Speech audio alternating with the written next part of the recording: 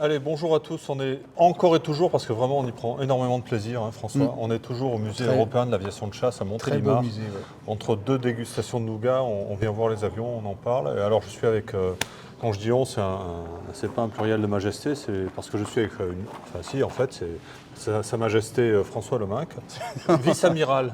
Voilà, vice-amiral. J'aime bien un peu le côté oxymorique de l'expression, vice-amiral. François Leminck. On est devant le A4 Skyhawk aux couleurs singapouriennes. Ouais, C'est un avion qu'on aime beaucoup tous les deux. tout à fait. Tout à fait. C'est un avion extrêmement simple.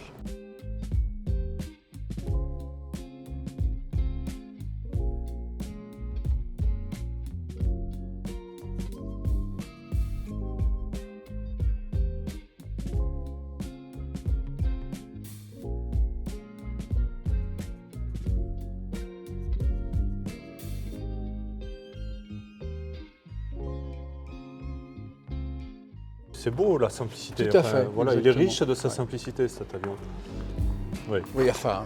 Oui. Si. Donc il a été fait par un génie de l'aviation chez Douglas, qui s'appelait Ed Heinemann, Avec deux N. avec deux N. Pour dire, ce gars-là sortait du Sky Raider. Il avait dirigé le Sky Raider, le A1, et le Sky Warrior, Oui. quand même. Donc il Qui savait... n'était pas un modèle de simplicité, le Sky Warrior, mais qui était un bon avion quand même.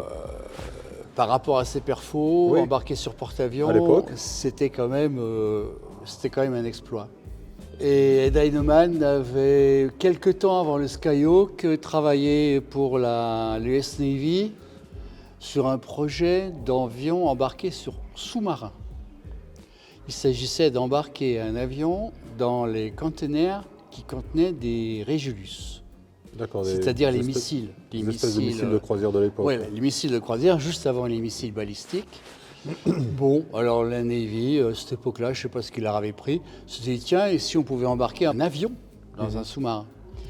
Eh bien, Ed Heinemann avait étudié cet avion, et du coup, au passage, compte tenu de la compacité qu'il fallait atteindre pour arriver à replier tout ça dans un container minuscule, lui et son équipe avaient trouvé toutes sortes de solutions rigolotes dans le sens de la simplification et de la compacité Et de l'allègement aussi. et de l'allègement au maximum, bien sûr, puisqu'il s'agissait de faire un avion extrêmement compact, donc léger. Et finalement, lorsque la Navy est venue leur demander un bombardier, un avion d'attaque moyen, finalement, pour eux, ça a été presque une relaxation, j'ai l'impression. Ils ont sorti le dossier. Ouais, et ils puis se sont dit, finalement, c'est beaucoup moins compliqué que dans un sous-marin. C'était le projet sous-marin, c'était le D640, je crois. Ils se sont fait plaisir à faire cette machine avec énormément d'astuces et de simplicité. On a parlé, on a cité Douglas d'ailleurs. Douglas, oui. Oui, on a dit que Oui. Heinemann c'était le chef. Oui, il me semblait bien. Oui. D'accord. Ou alors, si je ne l'ai pas dit, c'est fait. Bon, vous nous écrivez si on l'a pas fait. Voilà, exactement. Donc, Et puis c'était tant que bien vous y êtes et que vous êtes chaud, vous vous abonnez sur la chaîne. Allez. le chef bureau d'études de chez Douglas Avion Panthermonica. Militaire. Donc, en fait, on retrouve dans le Skyhawk, excuse-moi, toutes sortes d'astuces de légèreté. Par exemple, la voilure. La voilure, on pourrait croire qu'elle est delta, mais en fin de compte, il y a quand même un empennage derrière, donc il y a d'énormes volets. Mais surtout, elle est d'un seul bloc. Et le train d'atterrissage, dont on pourrait croire qu'il est de voilure, en fait, effectivement, il est accroché à la voilure. Mais Ed Heinemann, qui a déjà fait le Sky Raider avant, se rappelle du train d'atterrissage du Sky Raider. Et donc, le train d'atterrissage rentre de face. La roue pivote de 90 degrés au passage. Et elle vient se loger juste devant le caisson de voilure. À plat. Hein, À plat, elle est à plat, vers le haut. Ce qui fait que finalement, le train d'atterrissage est entièrement accroché sous le caisson. Et le caisson de voilure est d'une seule pièce, d'un bout à l'autre, Solide et léger. solide et léger à la fois. Il contient le carburant. Et la structure qui se trouve en avant, dans toute cette partie-là, c'est en fait une superstructure. Relativement, bien sûr elle est costaude, mais relativement légère par rapport aux caissons de voilure. Donc avec ça, il a réussi à faire déjà un avion. Il a déjà fait une voilure et un train d'atterrissage particulièrement simples. Au prix simplement d'un petit bossage. Oui, voilà, c'est ça. C'est-à-dire que Ouais, c'est pas cher payé, quoi. c'est pas cher payé compte tenu de la mission de cet avion qui n'était pas de passer en supersonique. L'avion n'était pas supersonique. Par conséquent, il en a profité au maximum pour faire de la légèreté et de la simplification. Et effectivement, c'est parfait. On a ici une légère bosse pour le train d'atterrissage, mais franchement, rien de rédhibitoire. Il y a une autre chose qui vient de me surprendre à l'instant, finalement. Ah, je t'ai vu, c'est vrai que j'ai vu l'instant, effectivement, où tu étais un peu... J'ai une autre chose que j'ai vue à l'instant en arrivant et que je ne connaissais Attention pas. à la tête parce que tu as une clé juste au-dessus. Là. Merci. C'est l'articulation des becs. C'est des becs à rail, c'est-à-dire qu'ils sortent en allant vers l'avant. Mais quand on voit la structure qui tient les becs, on se dit que c'est sorti seulement à basse vitesse. C'est de la dentelle, c'est très fin. C'est très fin et surtout ça fait exactement ce qu'on lui demande, c'est-à-dire que ça ne sort que pour l'atterrissage. C'est-à-dire que ça ne sort pas pour le combat. D'ailleurs, à la limite, un Skyhawk n'a rien à faire dans un combat, a priori, sauf dans Top Gun peut-être. Alors, objection, votre honneur, hein, quand même. Puisque, effectivement, il a beaucoup servi à l'école Top Gun avec la Navy. Mais je crois aussi que les Skyhawks ont quand même quelques victoires aériennes à leur compte au Vietnam. Et notamment une victoire obtenue avec un tir de roquette. Hein, t'as un pilote de Skyhawk qui a descendu un MiG avec une roquette Zuni. Une Zuni, oui, d'accord. Ouais. D'accord, mais enfin, c'est pas du combat tournoyant au sens où je vais pas sortir ça à 500 nœuds. Quoi. Oui, donc là, clairement, il ne faut pas le faire. En tirant comme un sourd. Donc le train d'atterrissage qui rentre de face comme ça fait que tout le ventre de l'avion est entièrement libre. Ce qui fait que dès le début sur le Skyhawk, on voit beaucoup d'images où il y a un énorme bidon ventral, vraiment un emport très encombrant. Qui doit ressembler un peu à ça d'ailleurs. Non seulement le bidon, mais la bombe atomique aussi. Oui, il est baladé de bombe atomique. Et puis surtout, le Skyhawk a inauguré le buddy-buddy, le ravitaillement en vol de chasseur vers chasseur. Grâce, toujours pareil, à une grosse nacelle. Il prenait la grosse nacelle tout à fait. Sous le ventre. Alors, du point de vue, tu m'as parlé de bombe atomique. J'aime bien parler de bombe atomique. Oui, tout à fait. La B-43, ça raccorde avec un accident qui a eu lieu... alors là, je connais la date, le 5 décembre 1965. Je n'étais pas né. Où durant un exercice banal, entre guillemets, de déploiement d'une bombe atomique, ils ont fait une fausse manip, c'est-à-dire que le bateau a embarqué du mauvais côté à un moment donné où un Skyhawk se trouvait libéré des saisines. Et il était en train d'être transbahuté sur l'ascenseur. Il était en train d'être transbahuté sur l'ascenseur. Il était à l'étage du bas, donc, dans le hangar. Et l'avion a basculé par-dessus bord en quelques secondes. Donc ils ont basculé un avion, un pilote et une bombe atomique au fond de la mer. Ils savent à peu près où elle est, donc ils ont fait une croix sur la carte en disant elle est là, si on la trouve un jour. Mais le pilote, il y est encore aussi. Et l'avion aussi, oui. Ouais. C'était quel porte-avions? C'était le Ticon des Rogas. D'accord. Le petit con des Rogas? Le petit con des Rogas, absolument, celui-là même, le très célèbre. Donc là-bas, à l'arrière, on voit la crosse d'un pontage, parce que quand même, n'oublions pas, cet avion, accessoirement, est un avion embarqué sur porte-avions. Donc le train d'atterrissage, bon, il a la robustesse qu'on lui connaît, on lui devine en tout cas. Sais-tu que l'avion a été, alors je ne sais pas s'il avait été spécifiquement conçu pour ça, enfin de façon officielle, mais avec un gros bidon de chaque côté, il pouvait se poser sur ses bidons, train rentré sans trop de problème, s'il avait un souci de train. Oui. Mais bon, il y a beaucoup d'avions qui le font aussi. Le Mirage 3 le fait, le Mirage 2000 le fait. Mais je ne sais pas si c'est écrit dans les textes que voilà. On va peut-être pas aller jusqu'à le mettre dans le manuel de vol. Voilà, mais le Skyhawk, peut-être qu'on n'en était pas loin. C'était quelque chose qui avait été clairement envisagé. Quoi. Tu veux dire par là qu'ils envisageaient aussi une version hydravion peut-être? Voilà, peut-être, oui, avec une pagaie pour le pilote. Donc le Skyhawk est un avion extrêmement compact du point de vue de la voilure. Le train d'atterrissage, on en a parlé. Au-dessus se trouve un réacteur qui lui aussi... Alors c'est quand même les années 60, donc les réacteurs sont quand même encore assez lourds, ce qui fait que le réacteur est strictement au-dessus de la voilure. Une seule façon d'accéder au réacteur... Pour une question de centrage. Pour une question de centrage et de masse, parce que la structure de l'avion est tellement légère que c'est le moteur qui fait le centre de gravité, à force. Donc pour accéder au moteur, on démonte toute la queue à partir de la ligne, enfin je ne sais pas, est-ce que je vais pouvoir la montrer. Monte à partir d'ici environ, là-bas, au bout. Attends, donc toute la queue part. Je te fais la courte. Non, c'est bon. Toute la queue part et finalement il y a pas mal d'images de Skyhawk dans le hangar où on voit la tuyère du réacteur qui dépasse, et puis il n'y a plus d'avion, quoi, il n'y a plus rien. L'arrière Tout ça, du fuselage sur un tout ça, chariot c'est un peu sur plus un, loin, tout quoi. ça, c'est sur un chariot en train d'attendre qu'on ait fini. Là aussi, on a un élément vachement intéressant. On a un volet qui, là encore, doit probablement provenir de l'expérience Skyrider.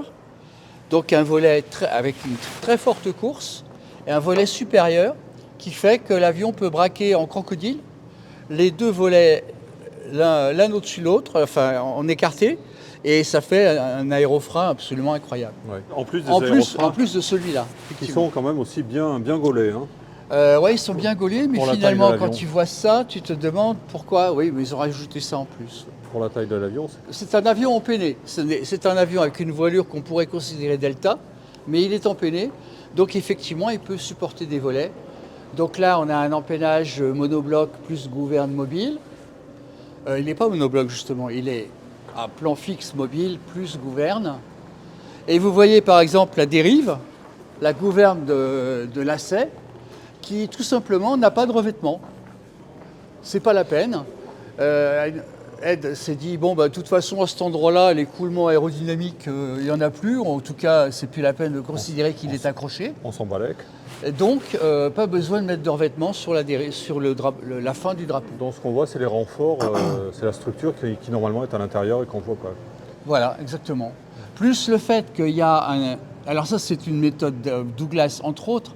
L'articulation de la gouverne ne se trouve pas directement à l'endroit où elle débute, mais un petit peu décalée, de telle sorte que quand la gouverne est braquée, le nez de la gouverne équilibre les efforts.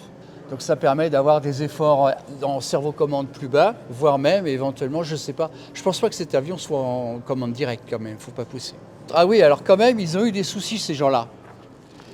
Durant les essais en vol, il y a eu pas mal de gens qui se plaignaient de décrochages vraiment désagréables de voilure, d'instabilité en roulis, brutaux, qui fait qu'en gros, les ailerons n'étaient pas aussi efficaces qu'ils l'espéraient. Et ça les a amenés à mettre des turbulateurs. Ils ont mis 2 rangées de turbulateurs, c'est quand même dingue. Déjà des turbulateurs qui sont proches de la gouverne. Et ensuite, il y a aussi des turbulateurs sur le bec. Sur le bec. Ouais. En voyant ça, on s'est dit, ouf, quand même, entraîner, ça doit coûter un petit peu.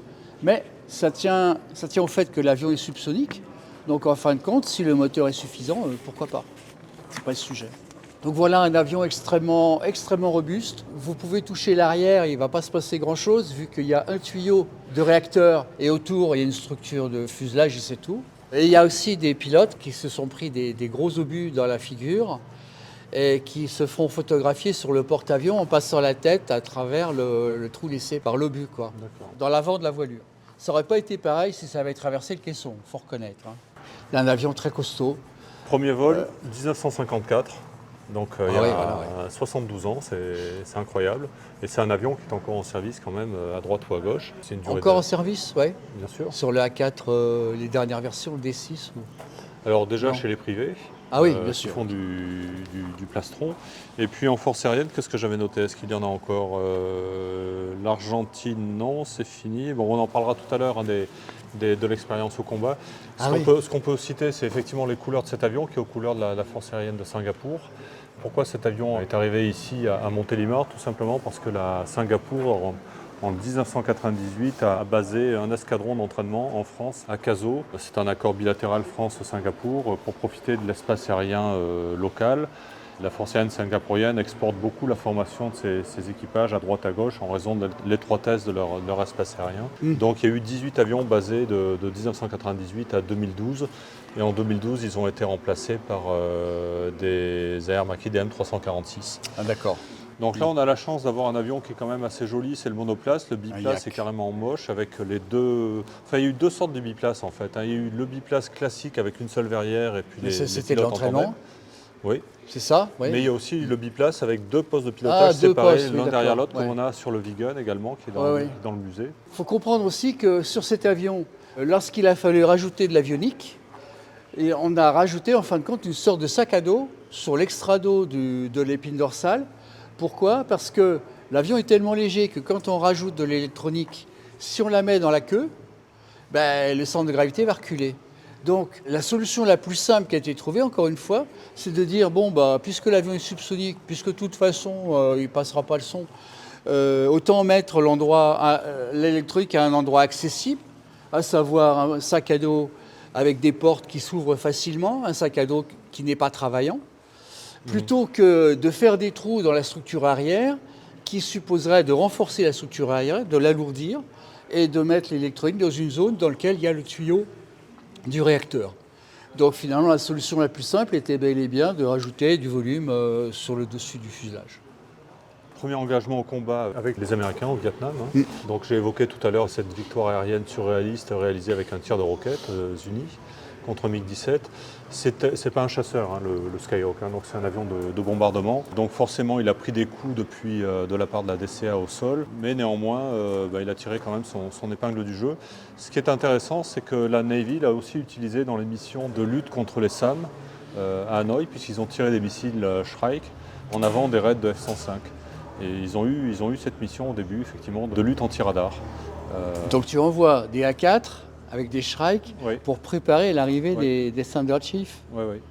Ça fait... Le problème, c'est que le missile avait un rayon d'action très, très limité qui est obligé à tirer dans l'enveloppe de tir du missile SA-2. Mais bon, voilà, c'est un avion avec lequel ils sont allés au combat. Un autre point, cet avion, au début, le prototype, comme c'était un avion naval, il était prévu pour être repliable. C'est-à-dire qu'il y avait la dérive qui pouvait se rabattre sur le côté et il y avait toute la voilure qui était capable de se remonter et elle était articulée pas très loin du train d'atterrissage, ce qui permettait en fait d'avoir un avion assez haut mais extrêmement étroit. En fin de compte, la Navy, lorsqu'elle a vu la compacité de la machine, a fini par dire, écoutez, votre truc de repliement, là, ça ne m'intéresse pas. Finalement, votre avion est tellement petit sur le pont que vaut mieux qu'il soit plus léger et plus simple plutôt qu'autre chose. L'autre raison pour laquelle ils ont fait ça... Un peu comme le Rafale. Oui, alors... Toute proportion gardée. Oui, tout à fait, toute proportion. Une autre raison, c'est que quand la voilure est repliée vers le haut, il est impossible d'accéder aux emports qui s'y trouvent. Donc il faut les déplier pour que les armuriers travaillent sous l'avion, etc. Et lorsque la voilure est armée, si on la remonte, il faut des vérins encore plus lourds. Il y a toutes sortes de raisons qui font qu'en fin de compte, la Navy a appuyé sur le bouton « je me simplifie la vie ». Stop. Ouais. Déjà, à la base, quand Heinemann a répondu à l'appel d'offres de la Navy, je crois que la Navy demandait un avion de 20 tonnes à peu près pour la mission. Heinemann est arrivé avec son avion de 10 tonnes de masse maximale au décollage, donc 2 fois plus léger que ce qu'attendait la Navy. Ça, c'est la première chose. Ensuite, ils ont proposé cet avion sous le $1 million, qui était quand même aussi symboliquement assez fort comme solution. Voilà. Et on disait que le Skyhawk coûtait 4 fois moins cher que le Phantom à l'époque et qu'il emportait 2 fois moins de bombes. Donc il y avait quand même un ratio très positif entre le prix à payer et la charge utile, parce que mine de rien, ce petit avion emportait autant qu'un B-17 pendant la guerre. Ça tient à son architecture qui est extrêmement simple. Alors là, je ne sais pas si tu réalises, mais on passe sous l'aile du MiG-23. On passe sous l'aile d'un MiG-23. Avec encore un train d'atterrissage compliqué. Particulier, oui. Mais vraiment un tout petit volume pour le rentrer. Tiens, t'as vu, ils ont laissé la quille dépliée. Ouais. Voilà. Ça, c'est pas fréquent. On continue sur le Skyhawk, un peu d'opérationnel. Ouais. Après le Vietnam, qu'est-ce qu'il y a eu ? Il y a eu Israël, qu'il a beaucoup utilisé. Là, en fait, le Skyhawk, c'est l'avion qui a remplacé les Mirage 5 qui ont été mis sous embargo, qui a marqué le début du remplacement des matériels français par du matériel américain. Après le Skyhawk est arrivé le Phantom, puis le F-15, etc. etc. Et le Skyhawk a remplacé les vautours français, il a remplacé les Mystère 4. Enfin voilà, il a remplacé toute une génération d'avions. Et Israël a vraiment fait son beurre avec cet avion. Alors ils en ont perdu pas mal encore pendant le Kippour, parce que la mission est ingrate, la mission d'attaque au sol, elle est pas simple. C'est risqué. C'est risqué. Mais voilà, il a très bien joué son rôle. Et puis je crois qu'il y a un film aussi, ou un livre de Tom Clancy, qui met en scène le Skyhawk porteur d'une arme atomique israélienne. Ça te dit rien, non, ça je te suis. J'ai un vague souvenir, effectivement. Alors est-ce qu'il était véritablement le porteur de l'arme atomique israélienne À voir, de toute façon, on ne te le dira jamais. Jamais tu le sauras. Donc c'est vraiment l'avion aussi symbolique de la guerre du Vietnam. Premier avion perdu par les Américains, c'était un Skyhawk. Ou non, non, j'ai dit une bêtise. Première bombe larguée en fait. Hein. Premier tir sur le Vietnam, c'était le Skyhawk. Dernier tir, c'était peut-être bien le Skyhawk aussi. Donc il y a eu cette histoire de MiG-17 abattu par une roquette. Les Israéliens ont fait pareil. Hein. Ils ont abattu un MiG, je ne sais plus de quel pays, avec de la roquette aussi. Donc voilà, c'était un petit avion qui savait bien se défendre. Utilisation donc pendant les guerres israélo-arabes, utilisation qui est restée dans l'histoire aussi au Malouine hein, par les Argentins. Les Argentins ont perdu 22 avions, quand même 22 Skyhawk pendant la guerre. Mais, Que des Skyhawk? Non, ils ont perdu 22 Skyhawk. Mais quand même, le Skyhawk a eu quelques bateaux à son tableau de chasse aussi. Et à la bombe, lisse. Hein, donc, vraiment, ils y allaient. Hein. S'ils avaient eu un armement un peu plus sophistiqué, ils auraient peut-être pu faire encore plus de dégâts. Quoi. Je suis en train de regarder où se trouvent les crocs de catapultage. La hauteur du train d'atterrissage, le fait que la roue doit rentrer devant le caisson central de voilure, fait que finalement l'avion est naturellement haut sur pattes.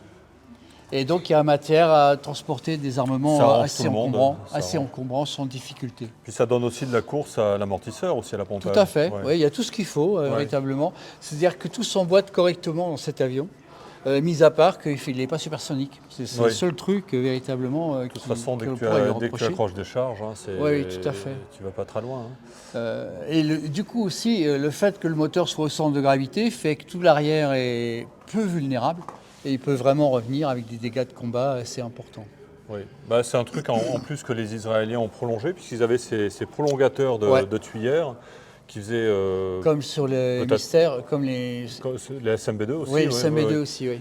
Contre pour faire exploser le missile, éventuellement un guidage infrarouge loin du fuselage. On rajoute, en gros c'est tout bête, on rajoute un tuyau d'1 mètre ou dans ces eaux-là, un tuyau de poêle derrière l'avion, qui fait que la signature infrarouge de sortie du jet se trouve décalée d'1 mètre vers l'arrière et le missile explose tout simplement dans un peu plus loin de l'avion, dans une structure qui va finir en chou-fleur, mais l'avion revient.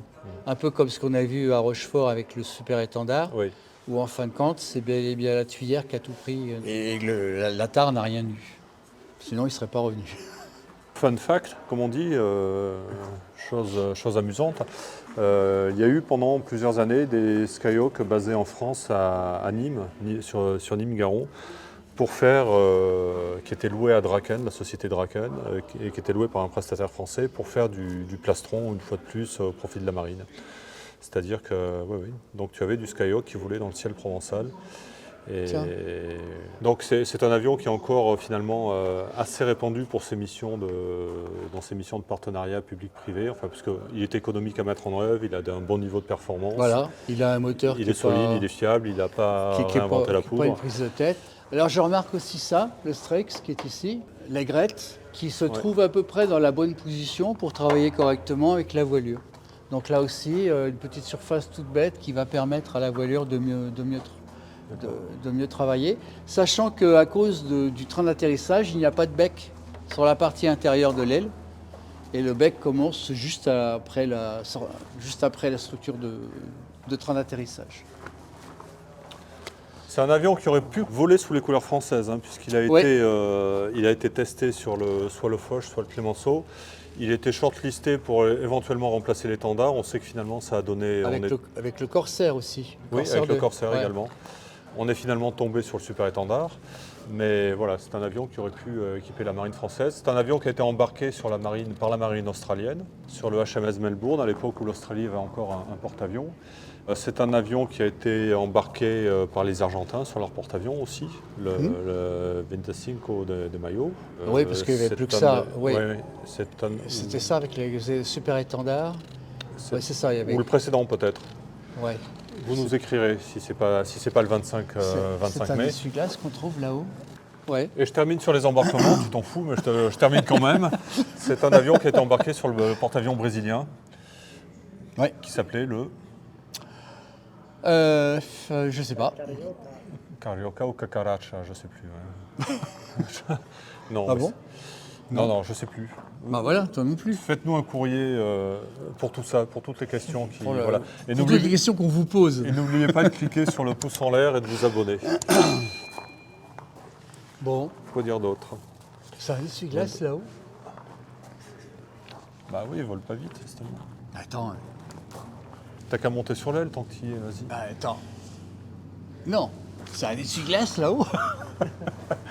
Ouais, puis il est balèze, hein. T'as vu, Mais oui, mais attends, c'est un truc de 4 ailes en fait. j'y crois pas. C'est une blague, c'est un gag. On a beaucoup parlé de choses positives à propos de cet avion, il y a quand même quelques trucs négatifs, hein. Notamment cet horrible accident sur le Forestal en 1967, Ah oui, l'autre, oui. où tu as un mauvais contact, les avions sont engagés dans les bombardements sur le Nord-Vietnam, on charge en bombes, en roquettes. Voilà un pot de roquettes avec des unis de... C'est quel calibre ça? C'est de 68, non? 68 mm, ouais, voilà. Dans ces eaux-là. Déclenchement intempestif, tir d'une roquette sur le porte-avions, à l'arrière du porte-avions, au moment où on est en train de... Tous les avions sont prêts à partir, plein de carburant, de munitions et tout. Bilan des courses, une centaine de morts, quelques centaines de blessés sur le porte-avions et plusieurs avions qui partent en fumée et qui partent à la mer. Donc un énorme carton sur le Forestal. Le point positif de cette affaire malheureuse, c'est que le bateau quand même est sauvé. Il fait preuve il a résisté. de résilience, de résistance. Et il y a eu un accident similaire quelques années plus tard sur un deuxième porte-avions dans des circonstances assez similaires. Et le porte-avions a également bien tenu le choc, après avoir encaissé quand même l'explosion de plusieurs bombes de 250 kg sur le pont d'envol. Ce qui montre quand même le très haut niveau de résistance de ces bateaux. Le pauvre avion, il y était pour rien, a priori, hein, c'est la roquette qui est partie. Voilà, c'est ça. Mais ça montre deux choses. Ça montre que les porte-avions sont quand même des engins assez résistants. Et puis la deuxième chose, c'est qu'il y a toujours des gros soucis de compatibilité électromagnétique quand tu es dans un environnement assez chargé comme un porte-avions. Il y a toujours des problèmes de... Alors je ne sais pas si c'était lié à ça, mais il y a eu quand même le déclenchement intempestif d'un contact électrique. Donc tu dois chasser tout ce qui concerne les charges statiques. Donc partout où tu peux, tu dois mettre à la masse et avoir des tresses qui te permettent de dire cet avion, je vais y toucher et il n'y a pas de voltage. Enfin, il n'y a pas de charge statique. D'accord, donc il n'y aura rien qui circule. Il n'y aura pas d'électricité qui circulera, qui se videra sur un circuit délicat. Un mot sur les canons. François, quand je dis qu'ils ne sont pas dans le fuselage, qu'ils sont dans l'aile, tu me dis mais non, bah si, je suis désolé, ils sont en planture de l'aile. Non, t'es chafouin, il est chafouin. Non, je suis chafouin parce que c'est pas vraiment, ils ne sont pas dans la structure de l'aile, quoi. Il est mauvais joueur, c'est incroyable. Voilà, je dis c'est dans l'aile où il dit oui, mais c'est pas dans la structure. Ils sont dans un vague carénage, dans le carme. Allez, vas-y. Et qu'est-ce que je veux dire? Donc à l'origine, c'est des Colt de 20 mm, et puis, c'est du vin. Et puis les Argentins, les Israéliens aussi, je crois, les ont remplacés par des bons vieux DEFA de 30 mm avec quand même un petit peu plus de punch. Et ça passe. Et ça, il y a toute la place du monde. Vas-y Roger, ça passe. Ouais. Voilà. Autre chose aussi, tiens, sur les Israéliens. Au début, les avions n'étaient pas équipés de lance-leurres et ils mettaient les leurs dans les aérofreins en fait. Et quand ils avaient, alors c'était un one shot, hein, mais quand ils avaient besoin de larguer du chaff, ils sortaient les AF. Ils sortaient les AF et ça larguait d'un seul paillettes. Coup d'un seul. Ouais. Ah bon. Voilà. On a fait ça aussi avec des rouleaux de papier cul aussi pour des passages pendant les cérémonies. Tu mettais des rouleaux de papier cul dans les aérofreins, tu ouvrais, puis tu avais les trucs qui descendaient. Ah, c'est élégant. C'était la grande classe, mais ça faisait joli, quoi. Mais ça, c'est fait. D'accord. Je confirme. Donc de l'usage des aérofreins. Du bon usage des aérofreins. Ouais, je regarde. Mettre ses doigts dans les trucs. Non, mais... Il y a plein de trucs, regarde tout ce qu'il faut faire, tout ce qu'il faut ne pas faire. Oh là là. Bah, oui, mais au moins, c'est écrit sur le train, c'est terminé. Tu n'as pas à te trimballer avec la tablette ou le bouquin. C'est un avion auto-checklist. Très simple, hein, le train d'atterrissage. Hein. Ouais. Faut reconnaître. Ouais, le fût de train, complètement. Là, franchement, la soute de train, elle est biblique, mais alors un point. Bon, éloge de la simplicité. Tout est lisible dans cet avion. Oui. Un bel avion techniquement, historiquement aussi un avion super intéressant. Ouais. Donc voilà, moi je lui mets 5 étoiles, et toi? Et un bel exploit de Ed Heinemann. Oui. Lisez d'ailleurs, il y a une biographie de Ed Heinemann, pour ceux qui lisent l'anglais, une biographie passionnante. Je ne sais plus comment elle s'appelle, mais on vous mettra la photo si on veut, si on y pense. À la place de François, oui, voilà. Ouais, là. Je ne me souviens plus du détail, mais il avait inscrit un truc sur sa porte de bureau, enfin, qui visait à faire en sorte que l'avion soit le plus léger possible. Hein. Donc si vous venez me proposer d'enlever 10 kg sur l'avion, vous pouvez rentrer. Si c'est pour en ajouter 10, c'est pas la peine d'entrer. Enfin, grosso modo, c'est l'idée. Si vous avez un problème, c'est pas la peine. Oui, voilà. Si vous avez une solution, vous pouvez. Vous êtes le bienvenu. Oui. Bah, Saint-Exupéry disait un avion est terminé lorsqu'il n'y a plus rien à enlever. Oui. Bah, le Skyhawk qui doit être dans cette catégorie-là. Et Victor Hugo disait, quand il a remis son manuscrit Les Misérables, qui faisait 3500 pages, il a dit « Excusez-moi, je suis désolé, mais j'ai pas eu le temps de faire plus court. Voilà. » Ce qui conclut cette émission. On vous dit Fort au revoir. littéraire. Fort littéraire, oui, d'un niveau très élevé. On vous dit à la prochaine. On a encore quelques petits trucs à vous montrer sur ce musée européen de l'aviation de chasse de Montélimar. Ouais.